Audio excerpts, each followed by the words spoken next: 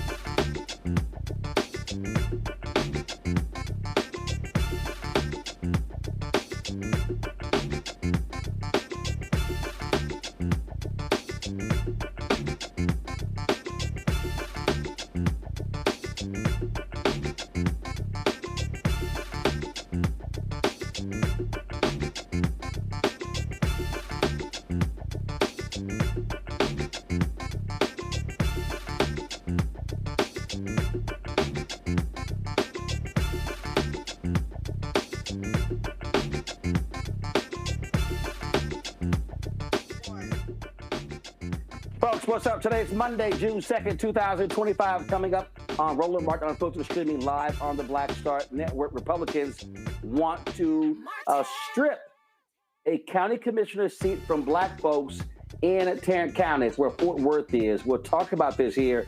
Folks, this is blatant discrimination by Republicans in Texas. Also, Tulsa's first black mayor establishes a reparations plan for the survivors of the Tulsa Race Massacre. We'll talk to the mayor as well as Damario Solomon-Simmon about this important decision.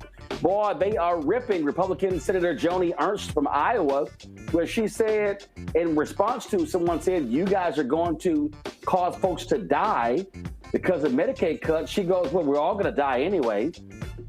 Bishop William Barber had a few words to say about that. Also on today's short, federal appeals court has blocked the Trump administration from slashing thousands of federal jobs. We'll unpack that ruling as well. Plus, Memorial Monday, speaking of Bishop William Barber, Memorial Monday continued in the nation's capital. We'll hear from Bishop Barber about that. It's time to bring the funk. I'm Roland Martin Unfiltered on the Black Star Network. Let's go. He's got it. Whatever the miss, he's on it. Whatever it is, he's got the scoop, the fact, the find. And when it breaks, he's right on time and it's rolling. Best believe he's knowing. Putting it down from sports to news to politics. With entertainment just for kicks, he's rolling. It's on Go Roll, y'all. It's Roland Martin, Rolling with Roland now. He's funky, he's fresh, he's real, the best, you know he's Roland Martin now.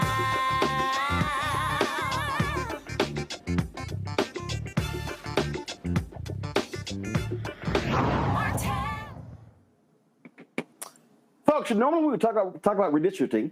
It happens every 10 years. Yet Republicans in Texas said, nah, forget that. We can do this anytime we want to. The county judge in Tarrant County, Texas, that's where Fort Worth and Arlington is located. He's decided that, you know what, we're going to do this right now. And so what they want to do is they want to pretty much destroy a precinct or a county judge position where an African-American currently sits at that job. So what they want to do is they want to move a lot of black folks from that district and move them over to and pack them into one particular district, diminishing two Democrats who sit on the Tarrant County Commissioner's Court. Commissioner Elisa Simmons has really been fighting this tooth and nail. She's actually having a town hall in less than an hour in Fort Worth talking about this very issue. You have Congressman Mark Vesey calling this blatant discrimination, and Democrats are saying, why are they rushing to actually do this? Now, guess what? A Republican state legislator resigned today from the Texas legislature in order to run for the seat. Hasn't even been created yet, y'all. So the commissioners are going to vote tomorrow. It's pretty much a fait accompli. They have a 3-2 majority on the commissioner's court.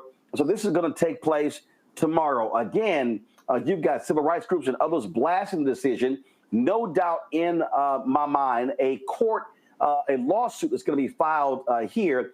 But it goes to show you how Republicans are scared to death of the power of the black vote. My panel, Dr. Omi Congo, being a senior professor at Lecture School of International Service, American University, author of Lies About Black People, How to Combat Racist.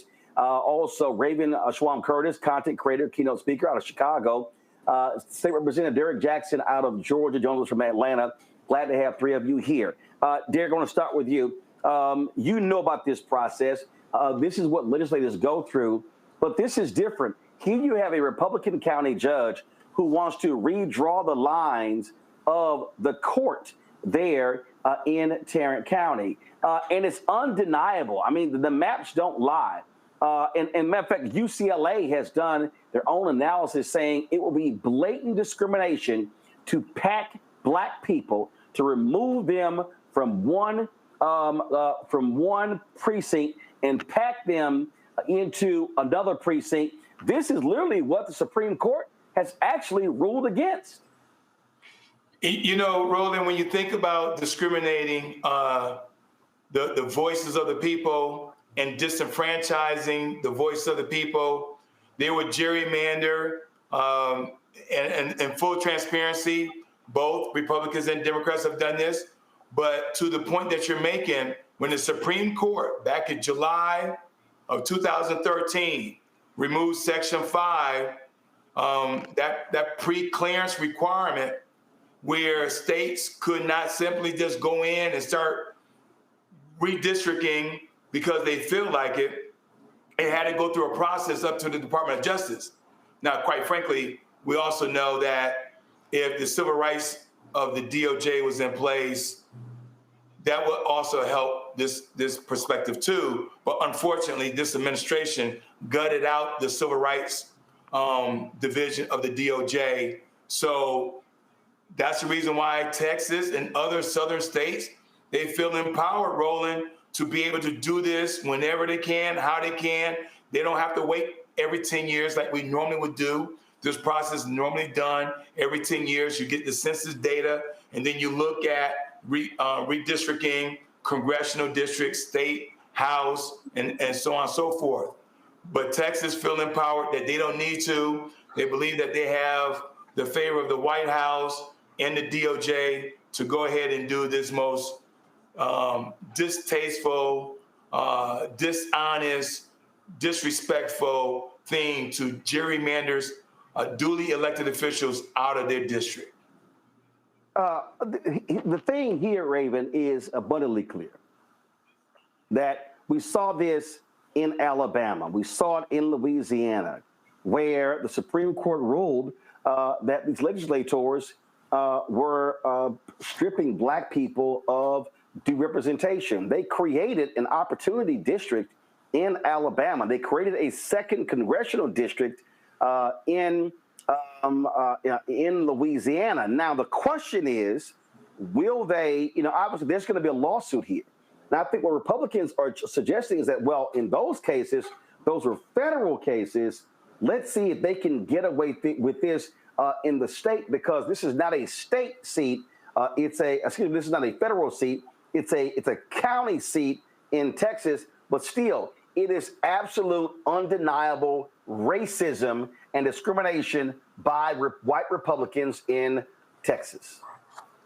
Absolutely, Roland. I mean, this is a clear overreach of power, but unfortunately, we're not new to this. We're true to this, right? I live in Chicago, which is one of the most segregated, redlined, gerrymandered cities in the entire country. I spent a good chunk of my childhood in Houston, Texas. I still have family out there. I'm flying there a week and a half from now. So this doesn't surprise me in the slightest, I'm sad to say. And of course, we know that Republicans have historically used gerrymandering, this redistricting, to their favor, right? To try to vote us out of power and to our political power. But it's not going to work. There is going to be challenge to this. And honestly, I think this situation really underlines why it's so, so deeply important that folks in our community are running for these positions or being appointed to them or being elected to them, particularly as a commissioner, because otherwise we're not at the table making the decisions, right? And I think in this moment, that's just become so abundantly clear to me as I'm watching so many of my peers as a member of Gen Z step up to the plate and running for Congress. My friend Kat is running for Congress here in Illinois.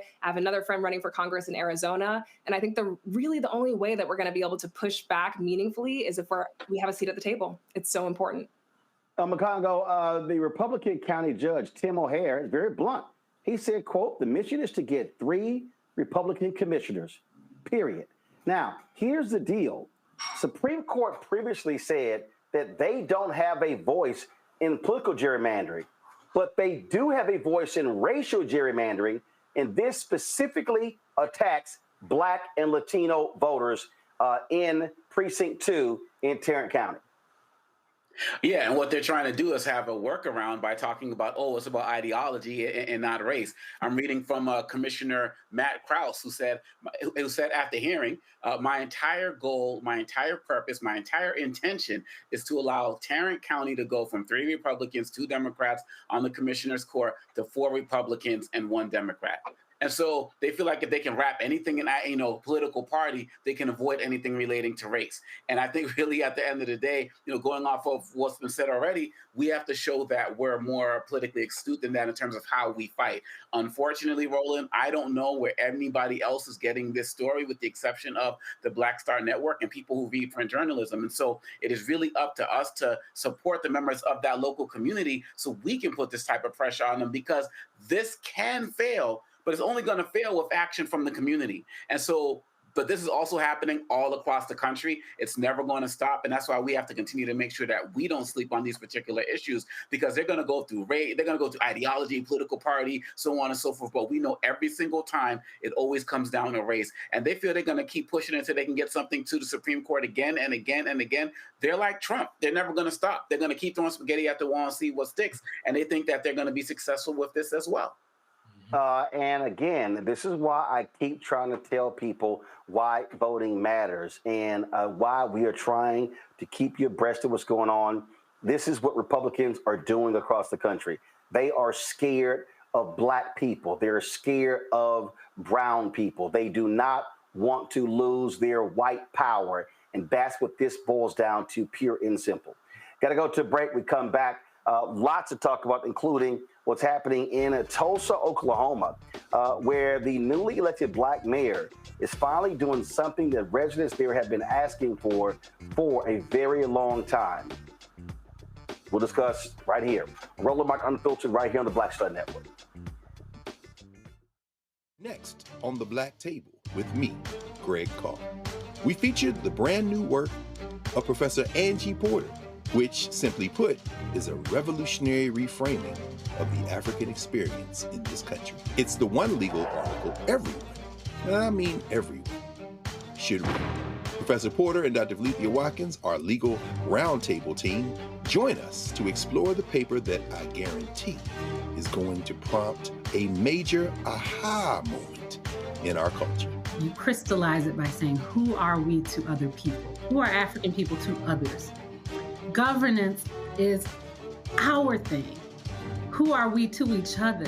The structures we create for ourselves, how we order the universe as African people. That's next on The Black Table, here on the Black Star Network.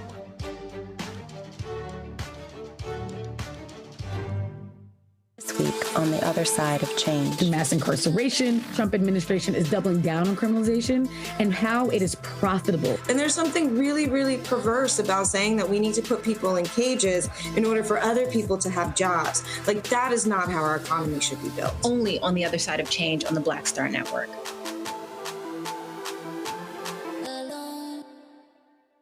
Now streaming on the Black Star Network. In France, me and Tony, and accidentally went to the Louvre, right? I had never been, and I saw a side door.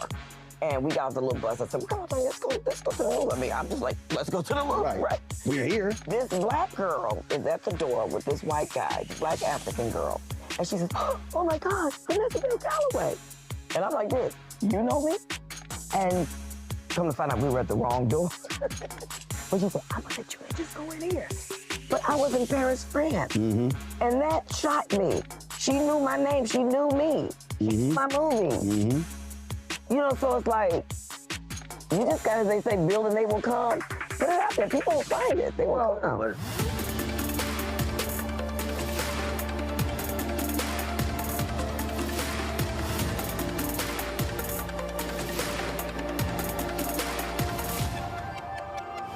Essence Atkins. Mr. Love King of R&B, Raheem Devon. It's me, Sherry Shepard, and you know what you watch. You're watching Roland Martin, Unfiltered.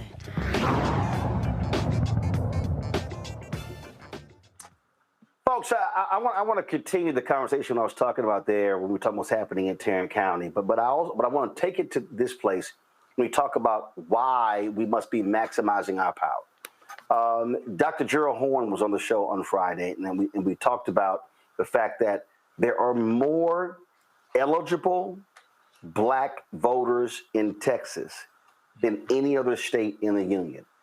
Let me say it again. There are more eligible black voters in Texas than any state in the country. More than Mississippi, more than Maryland, more than Georgia, more than South Carolina. We can go on and on and on. But the question still becomes, when we talk about Texas, when we talk about other states, when we talk about then on the city level, how do we maximize our vote? You take Atlanta. Atlanta is no longer a majority black city. Some people have been freaking out by that. I don't know why they're freaking out by it. Because if you're still 40, 45, 48%, you still can actually control the politics of the city. But the question is, will we be turning out in significant numbers? And this is where I have consistently said, our goal cannot be waiting on a candidate or a party that is going to excite us and motivate us. What must be motivating us is our agenda and recognizing that when we don't show up, what we're doing is we basically are losing our power. We basically are ceding it to someone else. And that really has to be our state of mind, Raven. We must begin to look at how do we fund black political groups. I always say this, you know, you can send money to a candidate or to a party, but what I'm tired of is us investing in organizations and campaigns and then hoping and praying and then complaining when that money doesn't come back to our community. When with Black Men, when we had our Zoom call the day after President Biden chose not to run, we raised $1.5 million. We actually kept almost 500,000 of that. $1 million went to the campaign of Vice President Harris, but almost $500,000 we actually kept. And a lot of people had a problem with that. They were bothered by it. And I said, we were upfront with it because we said, no, we're going to send this money directed to black male groups ourselves and not hope a campaign wakes up. This is a moment where we as African Americans must be thinking and operating in a different way, because if we don't, we're going to be at risk of frankly, seeing our vote stay at home and not maximizing our power. Absolutely. I mean, I think you're spot on. Just because we don't choose politics doesn't mean politics don't choose us. And we do have a fundamental responsibility to show up for one another. I think one of the most loving things we can do as a Black community is show up to the voting booth.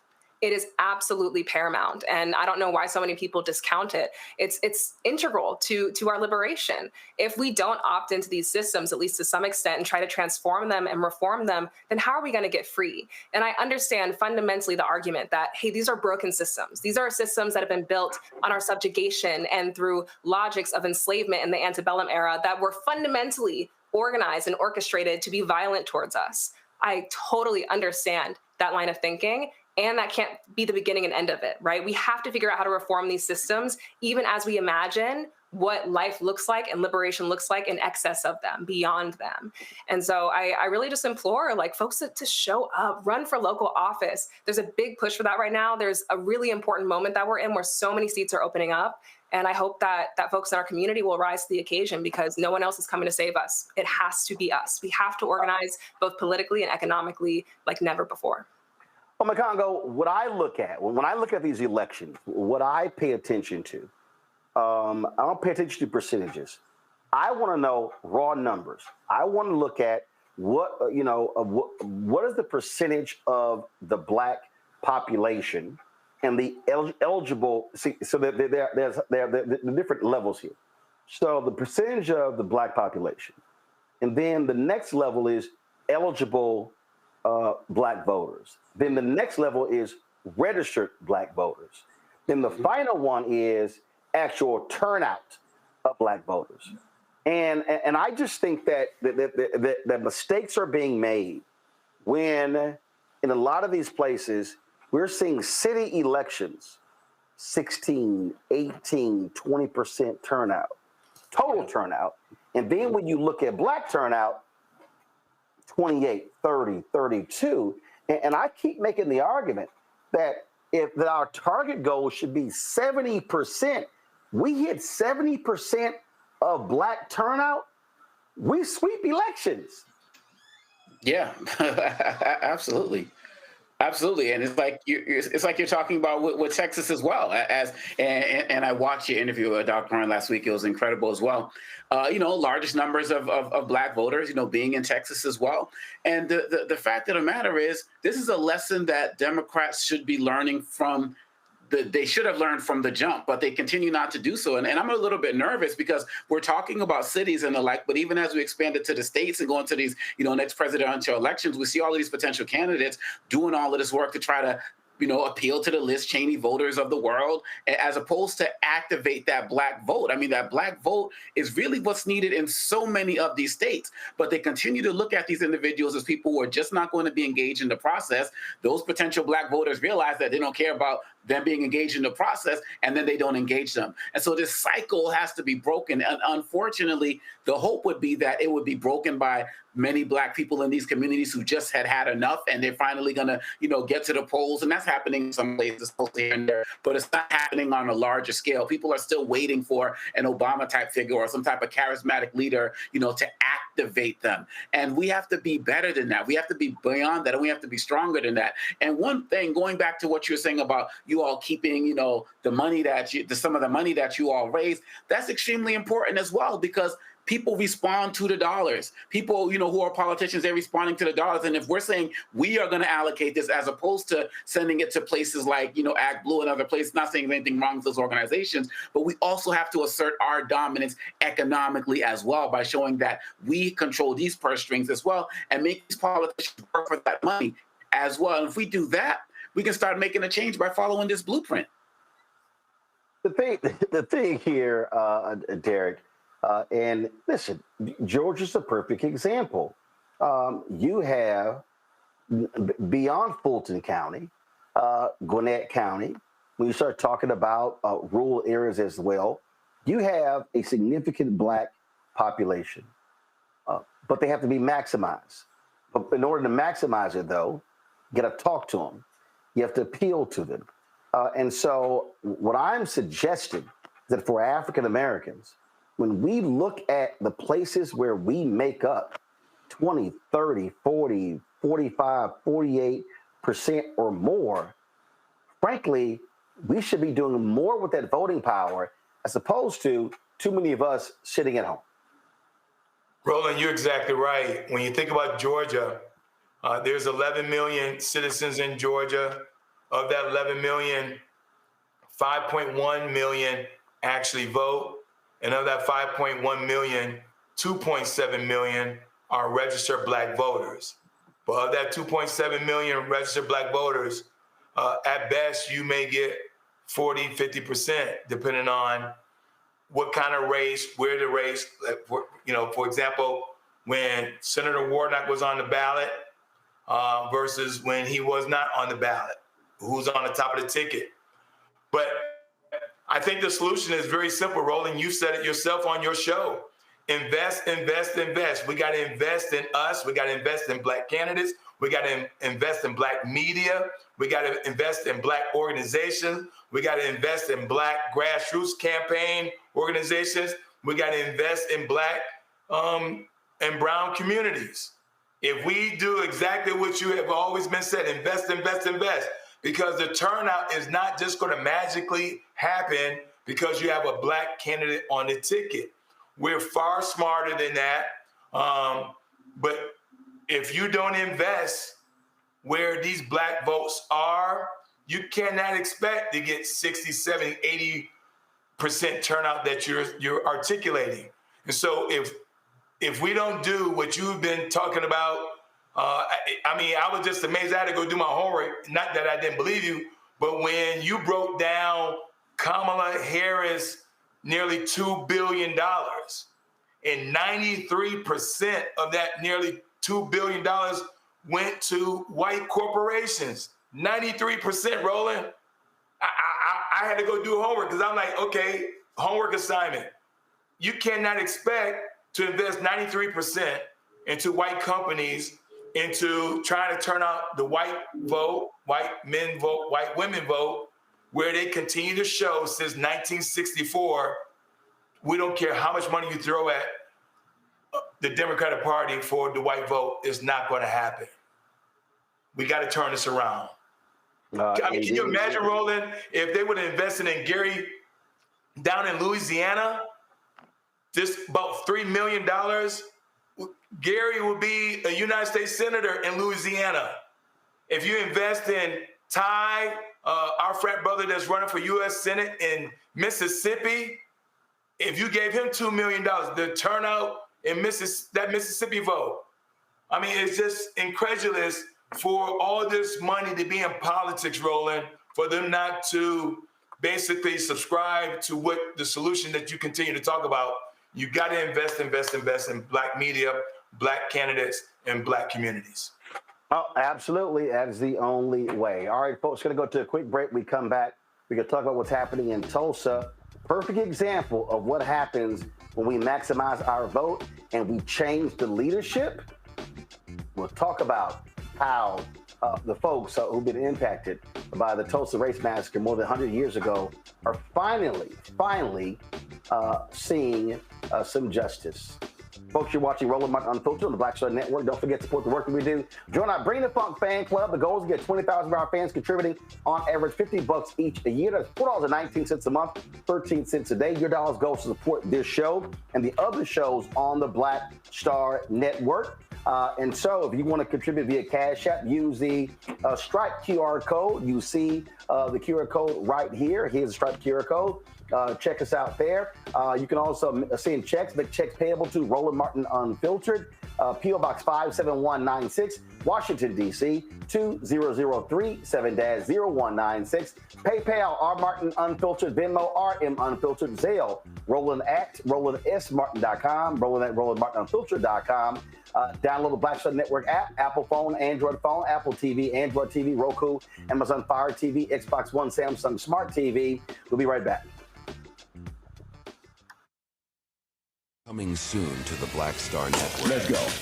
Truth Talks is the fastest growing show about pop culture, and now we're exclusively on our own channel. Go ahead, say it, man. Attention!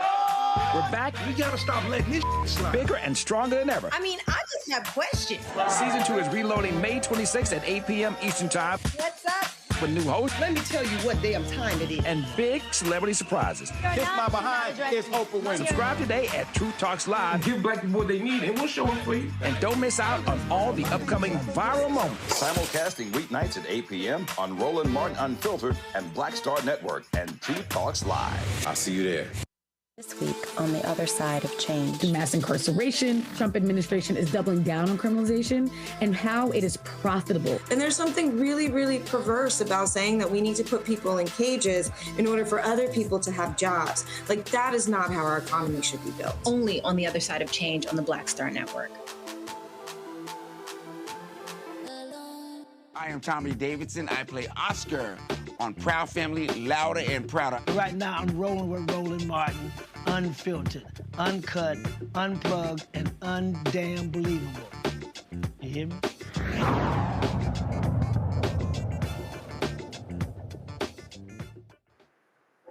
On the 104th anniversary of the 1921 Tulsa Race Massacre, one of the deadliest attacks on Black life in American history, Tulsa's first Black mayor, Monroe Nichols, unveiled a bold new plan called the Road to Repair.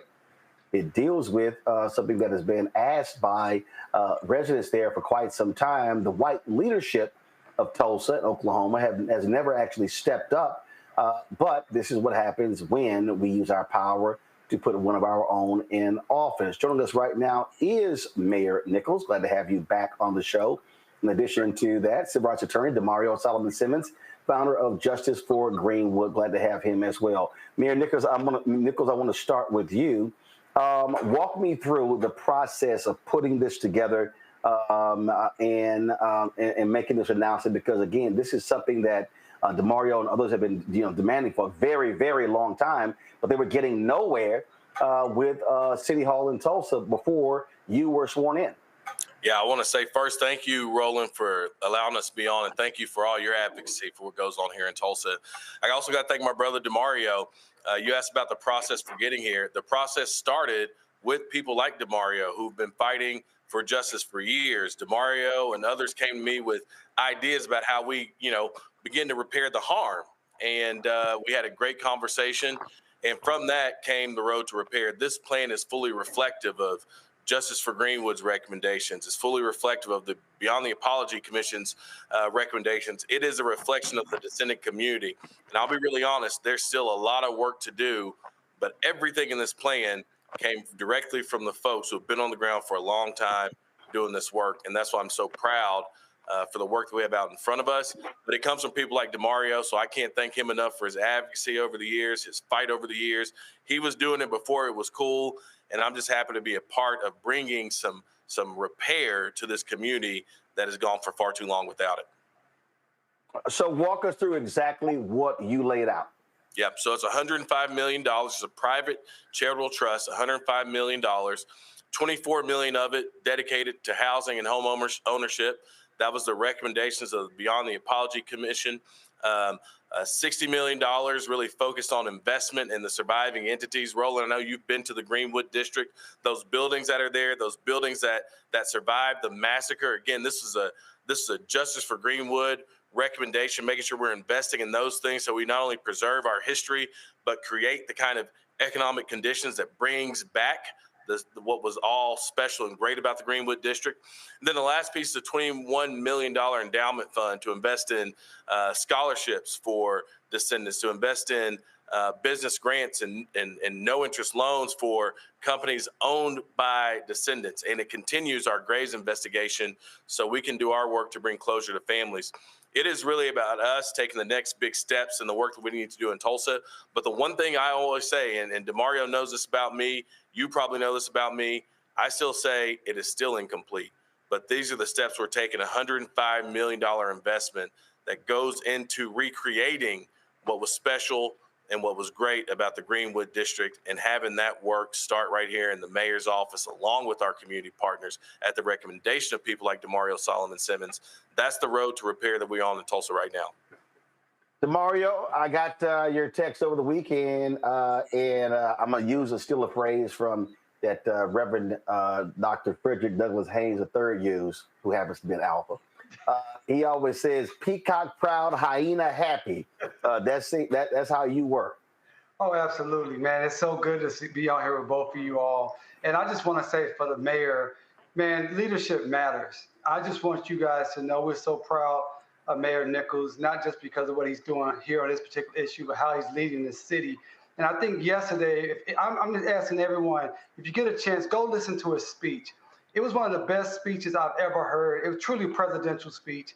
He laid out the case, not only why this should happen, but what it will look like, not just for us as descendants in the Greenwood community, but for Tulsa moving forward. I truly believe the way that Tulsa and Greenwood was a beacon of light for all of Black America before the massacre. If we are fully implementing this plan, and as the mayor said, this is just the start of a plan, but once we fully implement it, this will be a model that communities around this country can actually make happen for their community. So we are excited. We're excited to continue to work with the mayor. We know it's going to be a lot more work to put everything together. And I'm asking everyone that's listening tonight, connect with us, connect with Mayor Nichols, connect with us at Justice for Greenwood.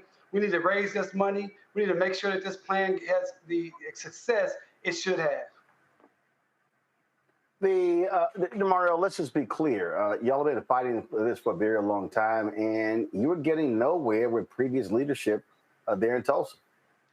Yeah, I mean, I'm 25 plus years into this thing, and we've got no every way you can possibly. You got no from the federal government, no from the state government, no from local governments. We went to the Department of Justice. We've been to Congress. We've been everywhere. But the thing about this administration is that they are listening to the people. I think Mayor Nichols said it best. He's listening to a broad group of people here in Tulsa that's fighting this fight. People who are descendants, and picking all of these ideas. Yesterday was it was so beautiful to be doing this on the first ever Tulsa Remembrance holiday that the mayor created at our recommendation, to have all the groups there, all of our elected leaders, some of our most prominent pastors, and hundreds of descendants and community members. Everyone was there, and we are so excited to continue this work. And we're just going to do the hard work to make sure, because the goal is by 105, which is next year, 2026, that this plan is funded and we're moving these things forward. And it's just the beginning. Mayor, when we were there for the 100th, there was this huge gathering at the convention center, and I went by, and I was actually supposed to speak, but I had to leave because we had to be inside of the perimeter when President Biden was speaking, and I really did want to speak because what bothered me, you had all of these organizations, all of these financial institutions, banks, and others. They were having this conference about reinvesting and piggyback on what happened in Greenwood. And I remember asking Damario, are any of these folks doing that? So, and I took a picture of all of these different sponsors. And I said, every single one of these people who were on that listing as a sponsor should be reinvesting in Greenwood, as opposed to just trying to get, frankly, some good PR. And that's what always bothers me when folks step out and they want to sponsor stuff, but then when the cameras leave, so do they. Yeah. You know, Roland, one of the things that I talked about yesterday in my speech was this reality that for so long, this issue has been politically charged. People have been afraid of it. We don't have to fear each other. We don't have to have an argument about what to do. We already know, undeniable, the massacre happened. Undeniable, there are clear recommendations on what to do about it. Let's just talk about it in very direct terms. On that day 4 years ago that you were talking about, when President Biden was here in Tulsa, he said something that stuck with me ever since then. I was a state legislator at the time. I was in the room with you and Damario. He said we have to find the courage to do the things that we know we can change. And I know we have limitations. I know things are difficult, but we're not going to wait. And so those same folks who are investing because they're too afraid to touch these issues that they may have felt were politically charged, we're going to say, no. We're going to have this conversation right now. And yes, we can all have a share in moving this community forward. It is my belief that Tulsa has hit a plateau in some ways. And that plateau is there because we have this thing that we have to go back. I said yesterday, we are making it clear that hate, even aged 104 years, will never win. And so now we're bringing people back into the conversation. I think what was missing before, and this is not a shot at anybody who came before me, what was missing before was the courage to talk in direct terms about this issue and rally people around it. And that's what we're doing right now. But also think, Mayor Damario, you can hop in here as well. I think also what it was this unwillingness to correct the wrong. And it was excuses. When city leadership spent, what was the number, Damario? 30, 40 million to build a museum, which really was about trying to attract tourism. I'm sorry, Greenwood folk didn't need a museum. The area needed investment. Yeah, Roland, one thing I'll say, and Damario, I'm sorry for cutting you off, but one thing I'll say is that's because that's what we've always known. We all know of museums that commemorate things in parts of the community where you didn't invest in what was there before. The Tulsa Race Massacre is not, it may have been the worst, but it was far from the only. And we've all been to the museums in all these different parts of the country. But what we don't see around those museums oftentimes is the economic investment to restore what was lost as we think about those points in our history. I think, and I talked about this yesterday, I think this is a moment of national significance. Yeah. I think finding a pathway by which everybody else can think about how do you do it is really important, because I agree with you. You got to do more than just remember. And we've been in that remembering phase, and I'm not gonna say all that was wrong, but what I will say is it wasn't enough. It wasn't enough. And I think you could say that about so many different cities across this country. So my great hope, my people here are descendants from Greenwood.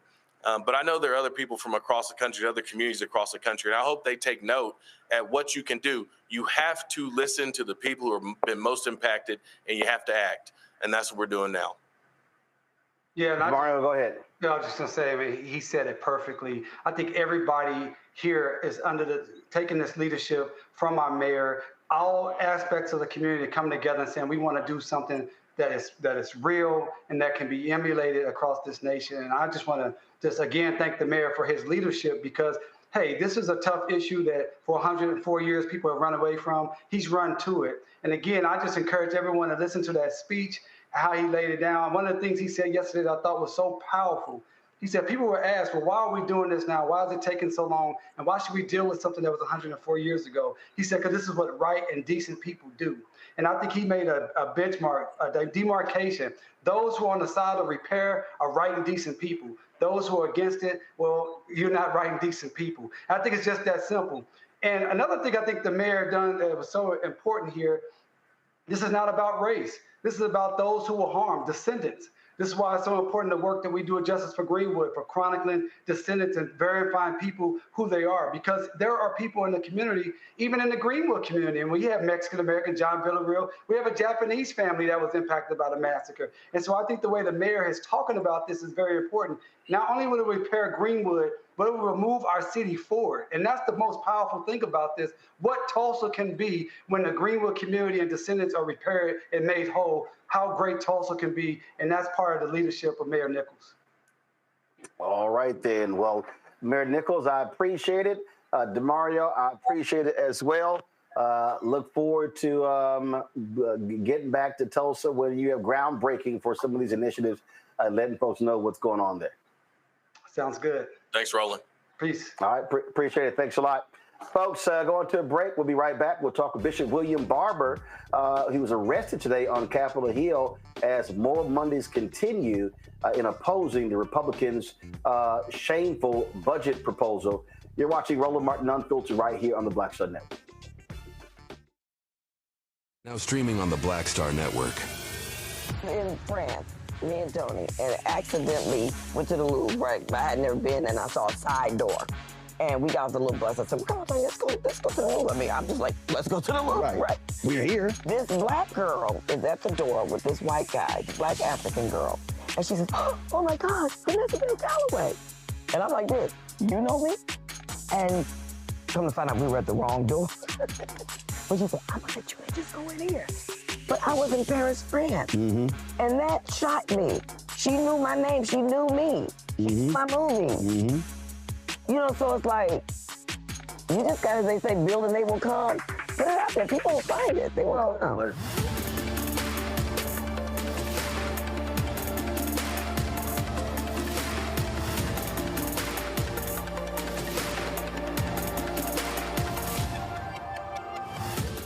Y'all, look, fan base is more than a platform. It's a movement to empower creators, offering a unique opportunity for everyday people to invest in Black-owned tech, infrastructure, and help shape the future of social media. Investing in technology is essential for creating long-term wealth and influence in the digital age. The Black community must not only consume tech, we must own it. Discover how equity crowdfunding can serve as a powerful tool for funding Black businesses, allowing entrepreneurs to raise capital directly through their community through the Jobs Act.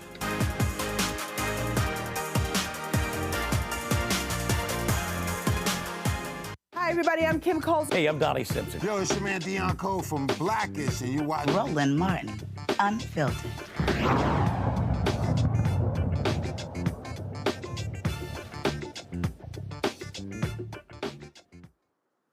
All right, folks, I'm going to my panel here, and I'll start with Makongo. The point that the mayor made there, I think, is critically important, and Damario made as well, is that, okay, you know what? We can keep commemorating, we can keep looking back, but you can also be forward-thinking, and this is what leadership does. And to the previous segment, this is also what happens when Black folk put Black folk in office who respond to community needs.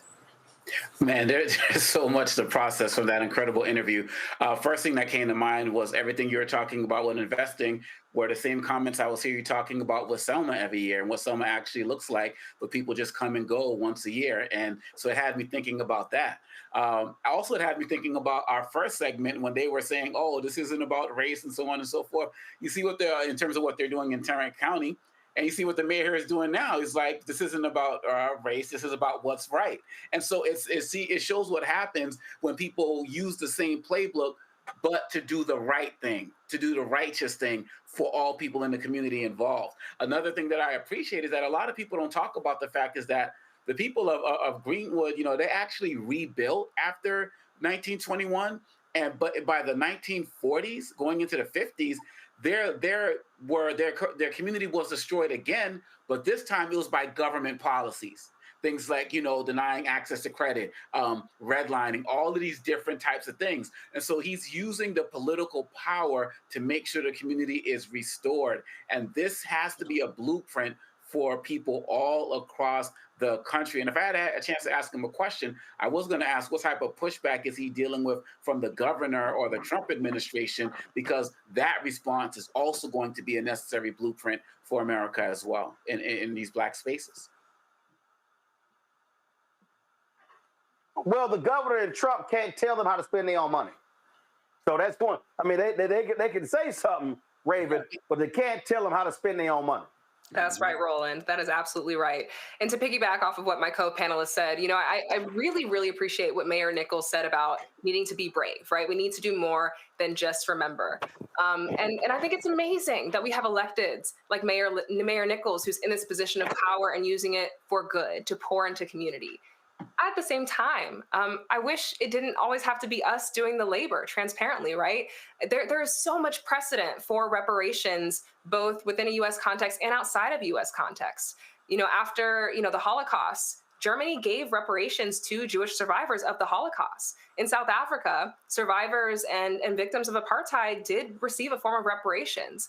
It is a deeply imperfect apparatus and system to try to repair harm that is intangible, is epigenetic, is deep, is spiritual. But there's deep precedent for it. And it does frustrate me. I have to be transparent that it's always Black folks who have to do the labor to save us. Like, it'd be so lovely if other folks would jump into the cup with us. I also am based in Chicago, and up in Evanston, there was this really, groundbreaking reparations initiative that was spearheaded by Robin Rue Simmons. And this was the first U.S. city to implement a reparations program in 2021. So it's fabulous that we're doing the work. And I wish it didn't always have to be us. And also, I think sometimes we talk about reparations in a way where it gets framed as the thing that will get us to liberation. And I want to be really clear. I think reparations is a crucial piece of the puzzle. And at the same time, how does one quantify this deep communal trauma, right? And I think so much of how we get free is actually a question to white people. I think of that really powerful interview that James Baldwin did, obviously a number of decades ago, where he was asked about the N-word and how he relates to the N-word. And his response was, when I think of the N-word, I actually think about white people and why y'all needed to create this moniker, this caricature of who I am, because that's not who I am, to make sense of yourself. Because the way that whiteness is made legible is by measuring itself against what it's not.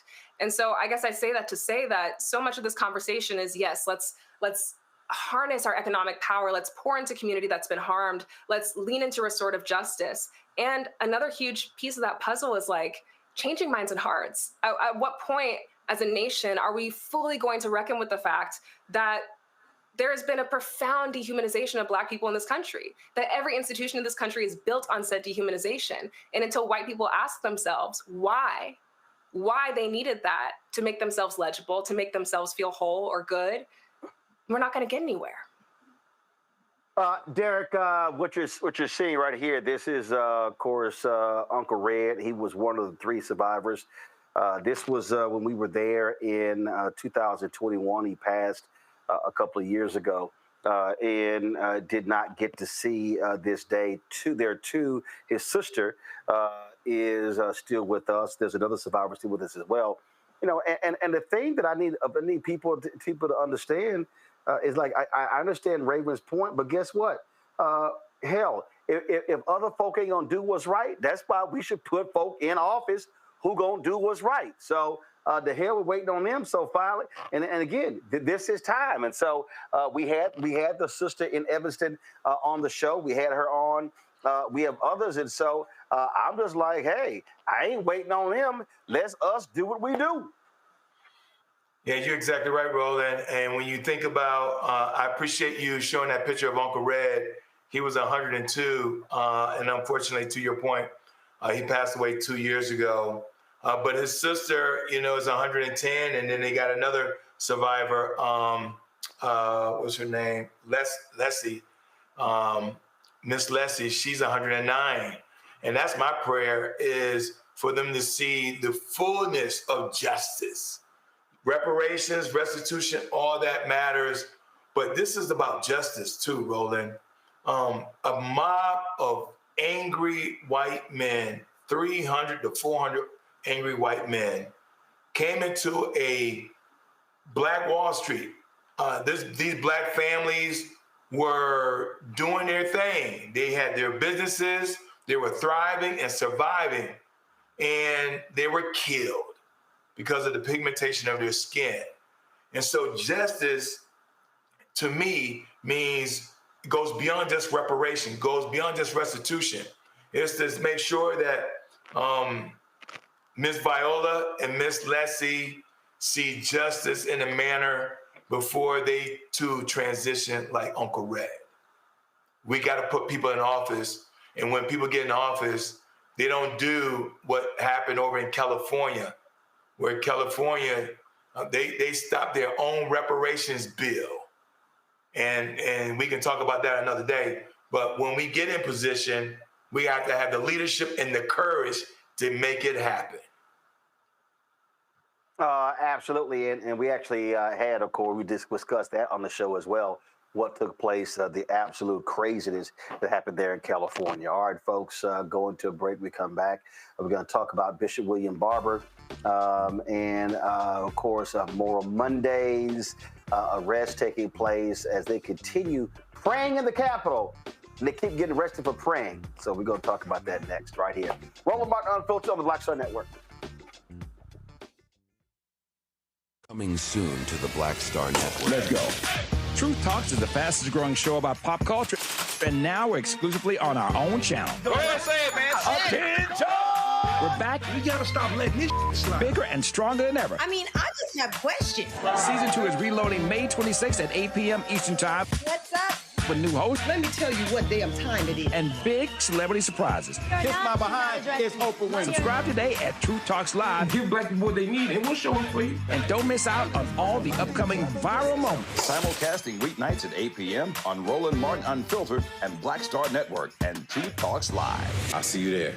This week on the other side of change. Mass incarceration, Trump administration is doubling down on criminalization, and how it is profitable. And there's something really, really perverse about saying that we need to put people in cages in order for other people to have jobs. Like, that is not how our economy should be built. Only on the other side of change on the Black Star Network. What's up, everybody? It's your girl, Latasha from the A. And you're watching Roland Martin Unfiltered.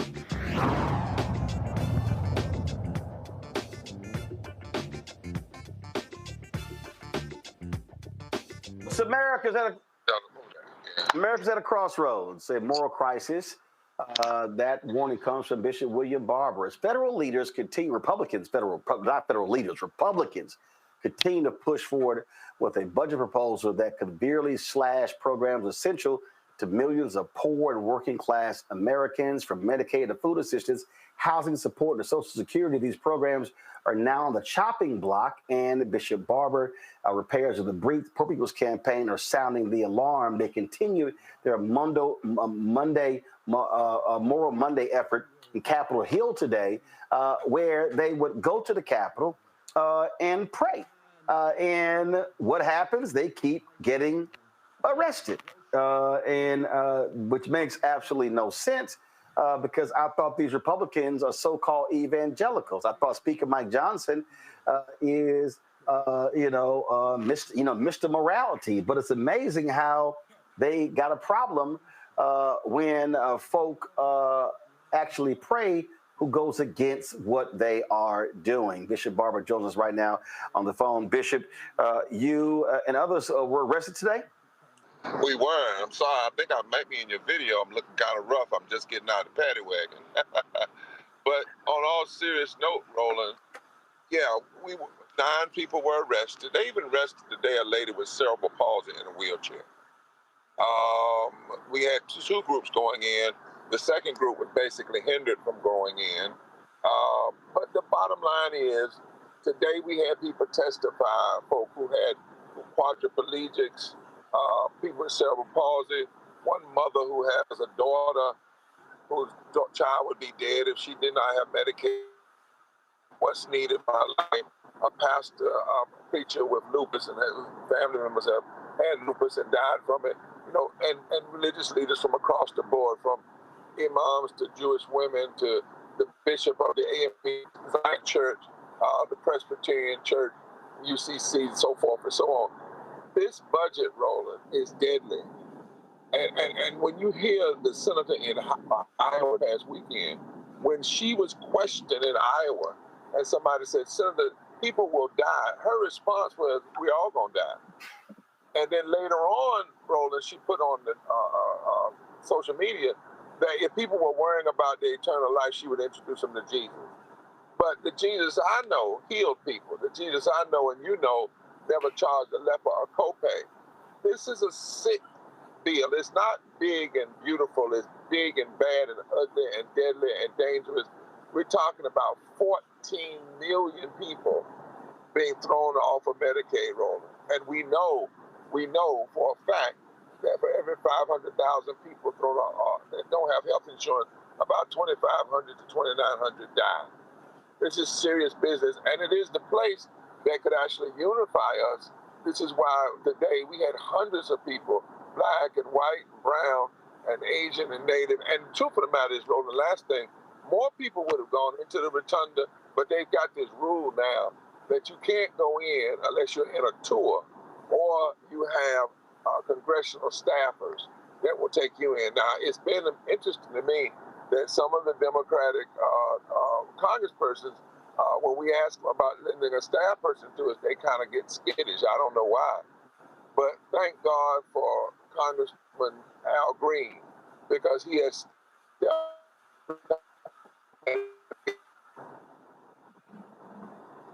You broke up there. You said, thank God for Congressman Al Green. Then you broke up. Because Al Green, every time, sends his staffers to come down and help us get in. You can't get into the rotunda unless you go through the tour. I mean, the way they have it set up, and I recognize since January the 6th, but the point of the matter is, Roland, not only do those people claim to believe in prayer, you know, they are praying, P-R-E-Y-I-N-G, on the poorest. But a few months ago, they had a prayer service in the rotunda with one of their own. But instead of having that with us, they're choosing to literally give 3 warnings and arrest. And as I said today, they even arrested, Mike Johnson authorized them even arresting a woman with cerebral palsy today in a wheelchair, simply because she's saying, don't kill me, don't take away my Medicaid. But the point there that you make about these skittish Democrats, this is the problem. Folk want to see them fighting, and you don't fight by being afraid to fight. Exactly. And what we're saying to them is just give us when we come on Monday, just give us 10 staff people to bring folk in. You know what the rules are. We're doing it in the nonviolent tradition. And you have to fight back. People want to fight back. They should be bringing in people like we're doing, the impacted people who put a face on the ugliness of this bill. If we mess around and don't show people how ugly this bill is, not only for Medicaid, but the money it cuts from public education, the money it cuts from SNAP, the money it cuts from school lunches. It doesn't provide any resources for living wages. It puts more money into deportation, more money into defense contractors. It'll raise the deficit by $3.8 trillion. They want to put this bill in place for the next 10 years. This bill, if they do it, they want to give, this is the largest transfer of wealth from poor working people to the wealthy in history, except for the transfer of wealth that took place between the slaves and the slave masters. But this is the thing that, again, when we talk about this bill, we talk about what they want to do. The Freedom Caucus, they want more cuts. They want $2 trillion. And the reality is, while they're saying that, they are trying to make, for the first time, the Pentagon's budget hit $1 trillion. Exactly. In fact, it will be over $1 trillion, which means, Roland, that you could take the combined budgets of Japan, China, Russia, Iran, Iraq, and North Korea and cut our defense budget in half, and it still would be more than all of those budgets combined. And it must mean, because those same people, the Freedom Caucus, like for instance in Texas, over 3 million Texans are on Medicaid. North Carolina over 2 million. But every one of the Republicans from Texas voted for this budget in the House, the first vote. Same thing with North Carolina, same thing with West Virginia. So the part of it is, if media doesn't do like what you're doing, and too much of the larger media is not doing this, they are not putting a face on this. They're not telling the whole story. They're not showing the people that the majority of the people on Medicaid are people who make less than $40,000 a year. They are the working poor or the disabled. They're not talking about how this bill will hurt children and people in nursing homes. They must be getting a lot of money from the defense lobbyists and the war economy, we call it, to do what they're doing, because they are literally ready to hurt their own children. Just put more money in military. And that's what we know, that a lot of money that we have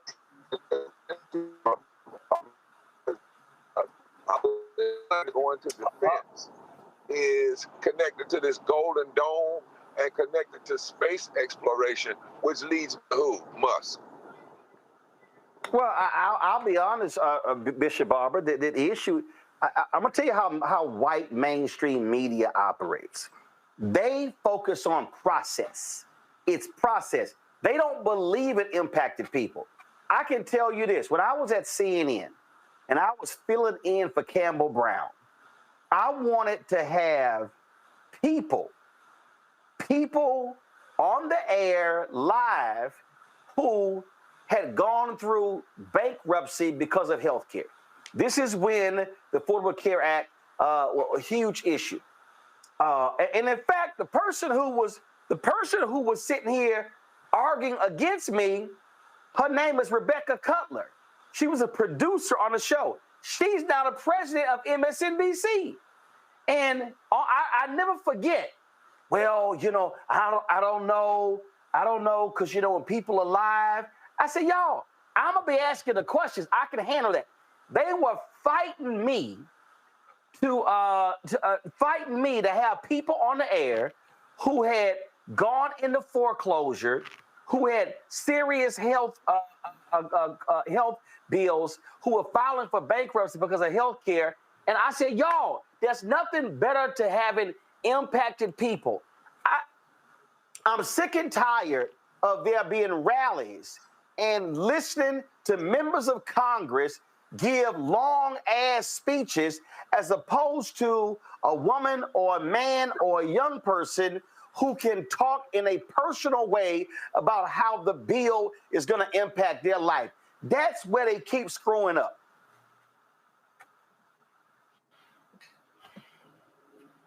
Impacted people and powerful.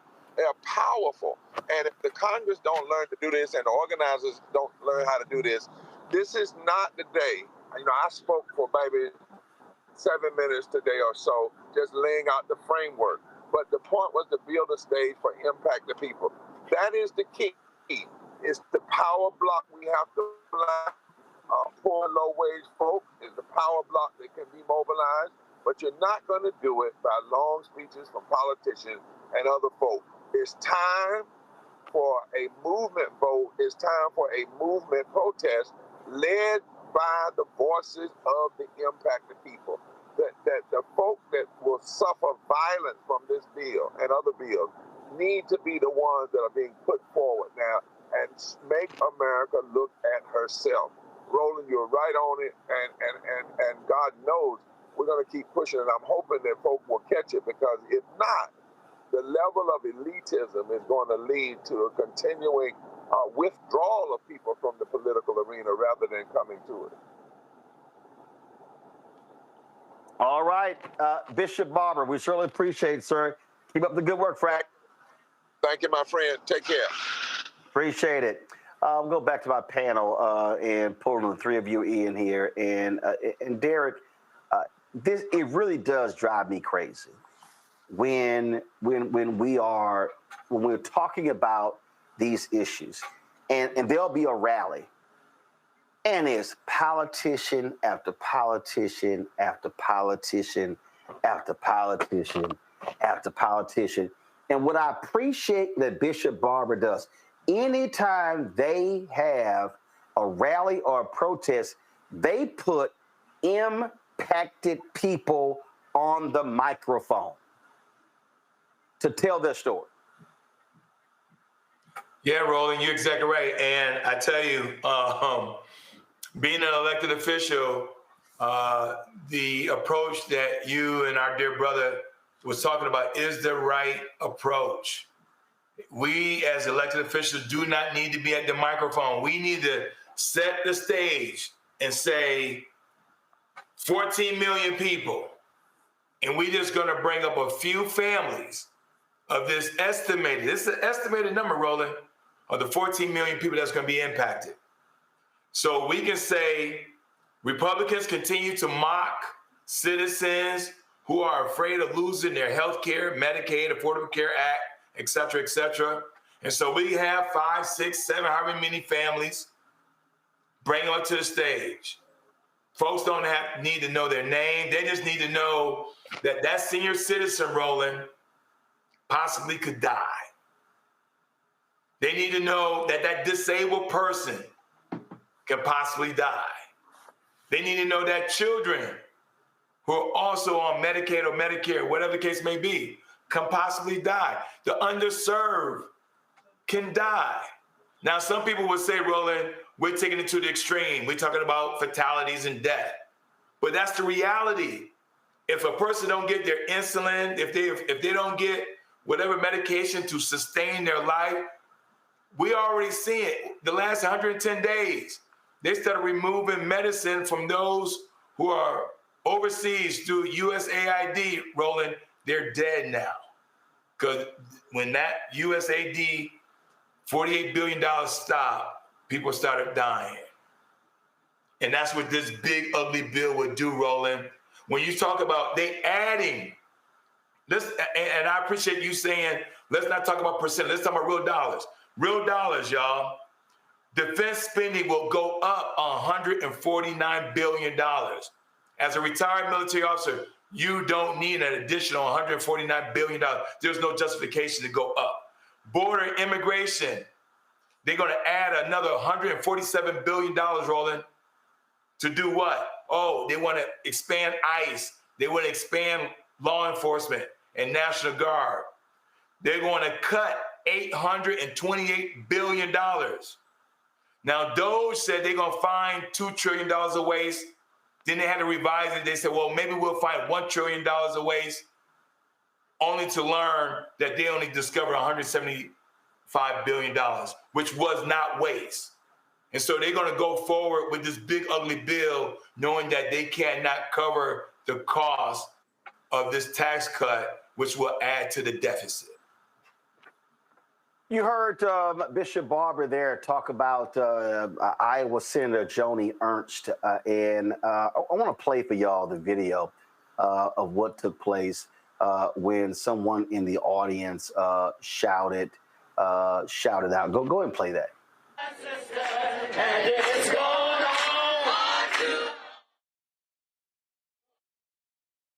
When we're talking about the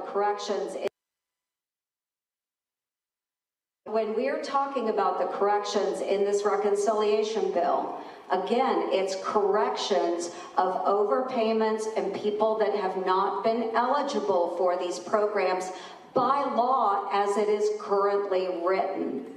So when you are arguing about illegals that are receiving Medicaid benefits, 1.4 million, 1.4, they are not eligible. So they will be coming off.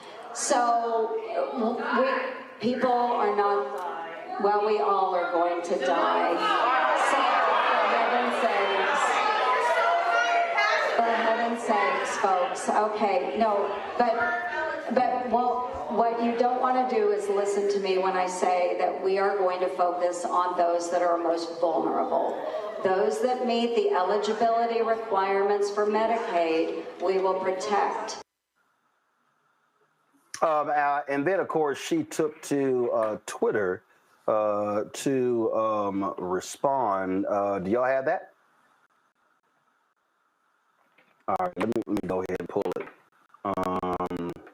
Because, again, her response also is ticking lots of people off. Let's see here. Give me 1 second. Let me see if I can pull this up. This is pretty crazy with how she responded, and she was really trying to be petty, her response. Here we go.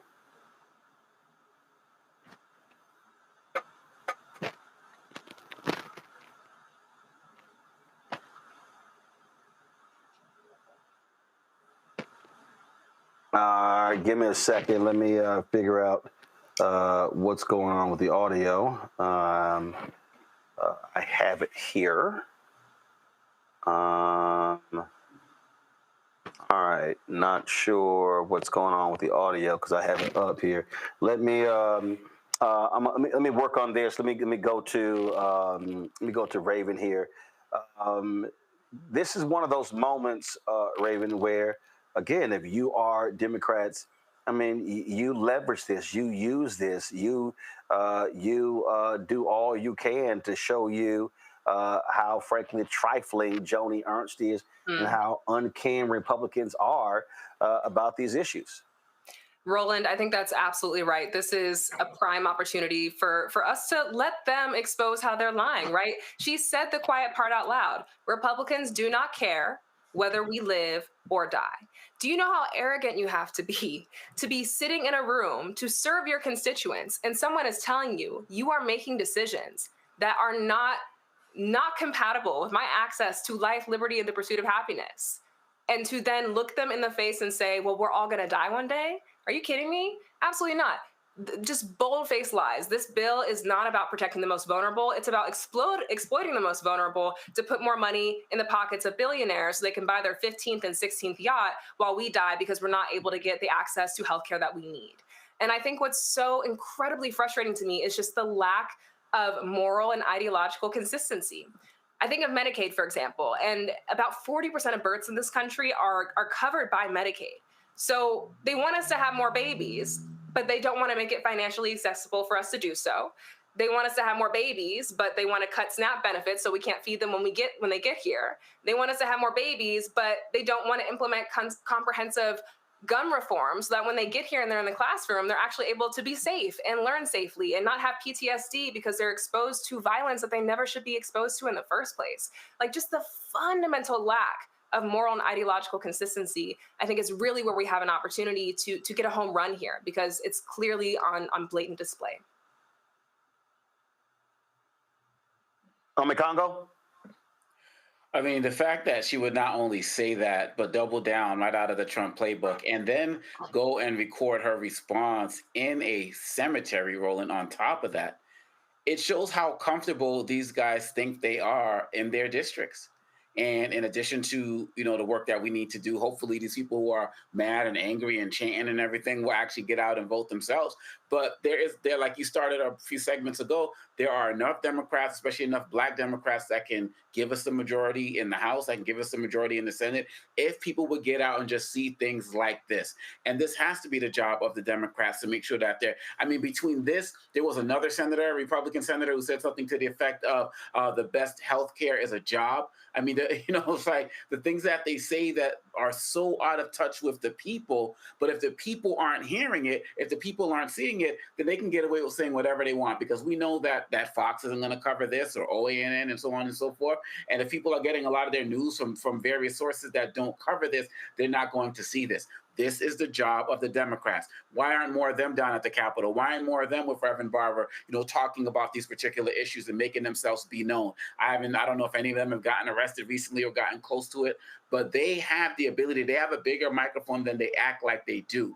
And if they're not going to take advantage of this, Republicans are just serving it up, Roland. It's like every day it's something different. A few months ago, chainsaw to bureaucracy with Elon Musk. Like, you could run down the list. And if they don't take advantage of it, again, 2026 or any special election that's coming up between now and then, our election to lose.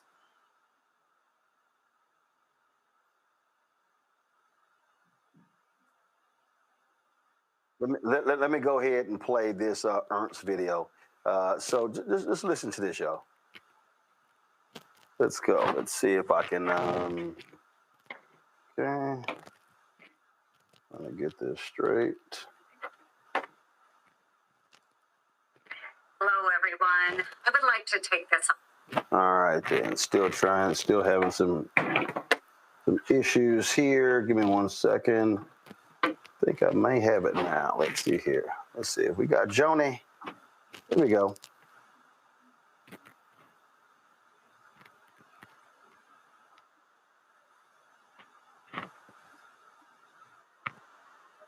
All right, not sure why I had it a little bit earlier. Not sure why this audio is not coming through.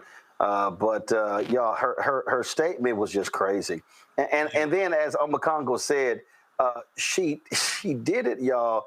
She did it in a cemetery. I mean, how arrogant can you be? But Roland, she also equated to a tooth fairy, Roland. I was hoping you were going to get the audio so folks can hear from her own lips. Not only she's in a cemetery, but then she says, well, it's a good thing that I didn't start talking about the tooth fairy. A tooth fairy. A tooth fairy, she's equating death with a tooth fairy. They're not only out of touch, Roland, they're incompassionate. They're not fit to or deserving with the titles that we call them. She's not deserving to be a United States Senator. I was hoping you get the audio, because that's the part that really got me upset. When she said, it's a good thing I didn't start talking about the tooth fairy. Yeah, well, they're bundling.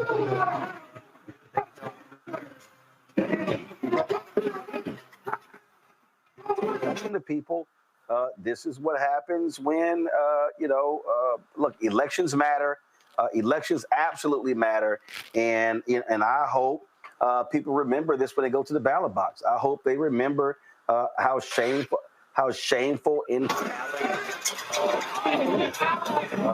with her actions, because this is who they are.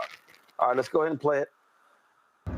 Hello, everyone. I would like to take this opportunity to sincerely apologize for a statement that I made yesterday at my town hall.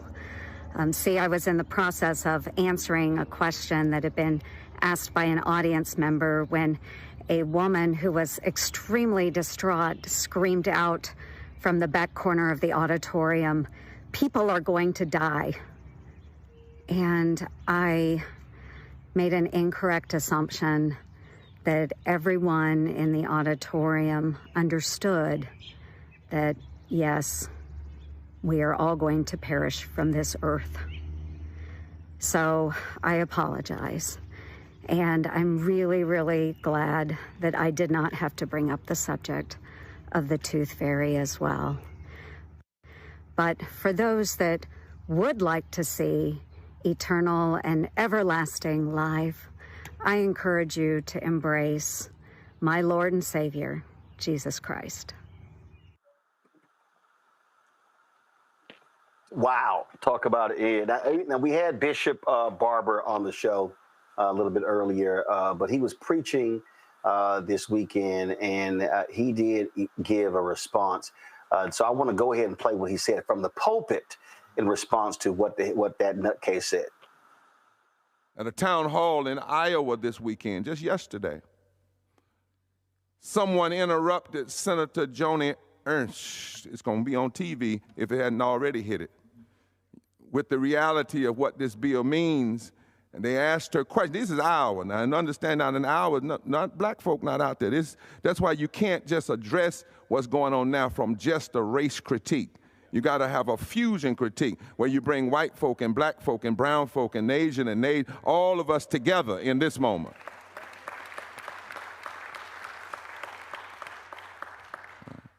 So way out in Iowa, one of the people out there, I don't know if it was a farmer or what, said to Senator Joni, people are going to die. If you pass this bill, people are going to die. And it was exactly right. Her response was, well, we all going to die. Literally, that was her response. But then she went further. She went on the social media and said something to the effect that I'm asking forgiveness for anybody that didn't like my language about dying, but people are going to die, and so if you need me to, I'll introduce you to Jesus Christ.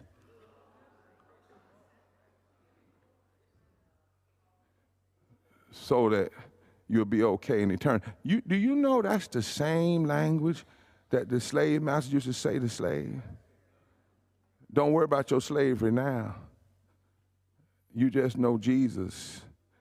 And the problem was the slaves already knew Jesus, and they know Jesus didn't talk like that. And that's why they used to sing a song, everybody talking about heaven and going there.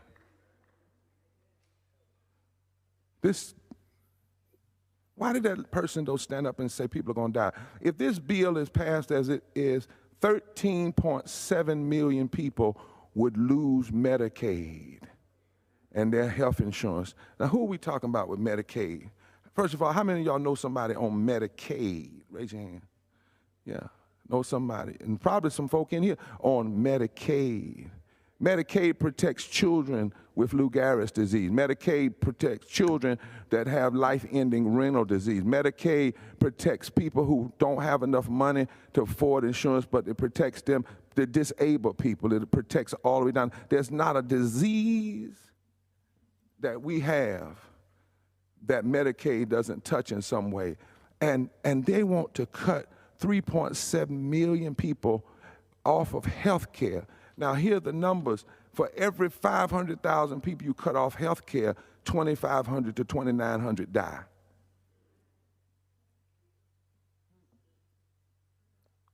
We didn't get Medicaid until the 1960s. And so they're talking about health care, taking health care from the most vulnerable Americans. And the people that are talking about it are people who serve in public offices that get free health care. Come on, somebody. I'm trying to preach so y'all don't cuss, because it'll make you cuss. And I don't want y'all cussing in the service, you know. But you think about who's doing this. The people who, all they had to do was get elected. And once they got elected, they got access to the best health care. Not only is it free, you pay for it, I pay for it. And when you get free health care paid for by the people, but you're so cynical to say, well, we're all going to die. You are engaging in what they call necropolitics, the politics of death and murder. And when you don't care, we all have to ask the question, what mythology, what sickness, what has gotten hold of you? What has entered you that all you can think to do with power is hurt somebody? But we can't just keep analyzing why they're doing it. We also have to say, we will not just sit here and die.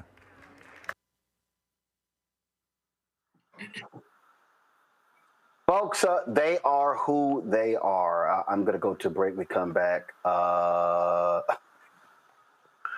want to know stupid? That's Donald Trump and people who he appointed. In a staff meeting yesterday, y'all, this is so unbelievable. When I come back, I'm going to tell y'all what the Trump's pick, head of FEMA, had to say yesterday in a staff meeting about hurricane season. Y'all gonna think this is The Onion. Y'all gonna think this is fiction. What I'm gonna tell you is the absolute truth. It shows you how stupid these MAGA people are. Folks, support Roland Martin Unfiltered and the Black Star Network. If you want to contribute to us via Cash App, please do so by using the Stripe QR code. You can use this QR code for credit card transactions as well. If you want to send a check or money order, make it payable to Roland Martin Unfiltered. And this is going to cover all the Black Star Network, but this is for banking purposes. Make it payable to Roland Martin Unfiltered, P.O. Box 57196, Washington, D.C., 20037-0196. PayPal, R. Martin Unfiltered, Venmo, RM Unfiltered, Zelle, Roland at RolandSMartin.com, Roland at RolandMartinUnfiltered.com. We'll be right back.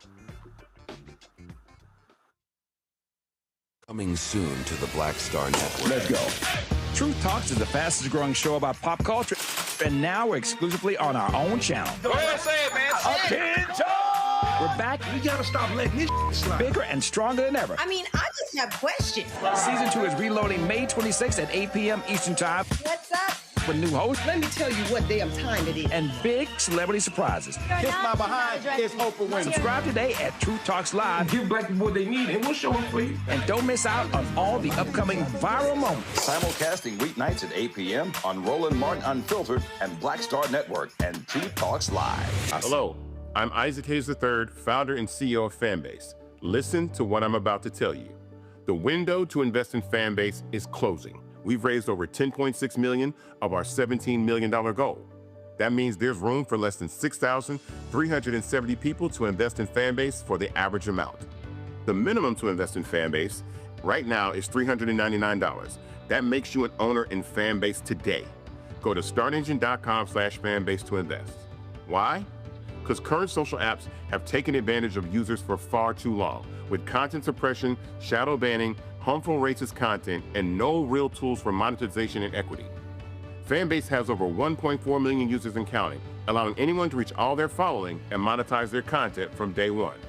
Social media is the new TV, and whoever owns the apps that distribute that content have the opportunity to own potential billion-dollar companies.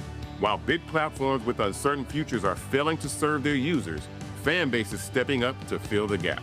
Don't wait until it's too late. Invest now. Invest for yourself and your future. Go to startengine.com/fanbase and own the next generation of social media.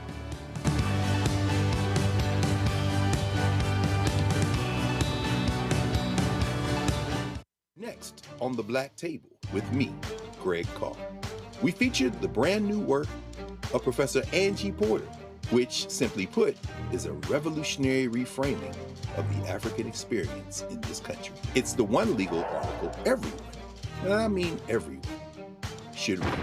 Professor Porter and Dr. Valencia Watkins, our legal roundtable team, join us to explore the paper that I guarantee is going to prompt a major aha moment in our culture. You crystallize it by saying, who are we to other people? Who are African people to others? Governance is our thing. Who are we to each other? The structures we create for ourselves, how we order the universe as African people. That's next on the Black Table, here on the Black Star Network.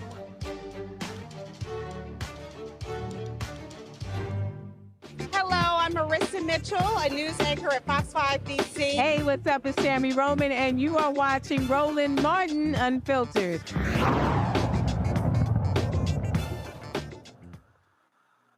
All right, y'all. If you want to understand how to office are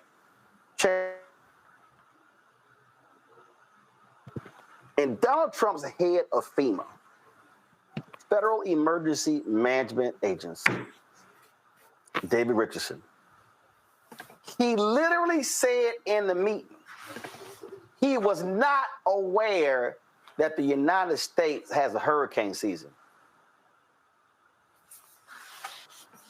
Wow. Wow.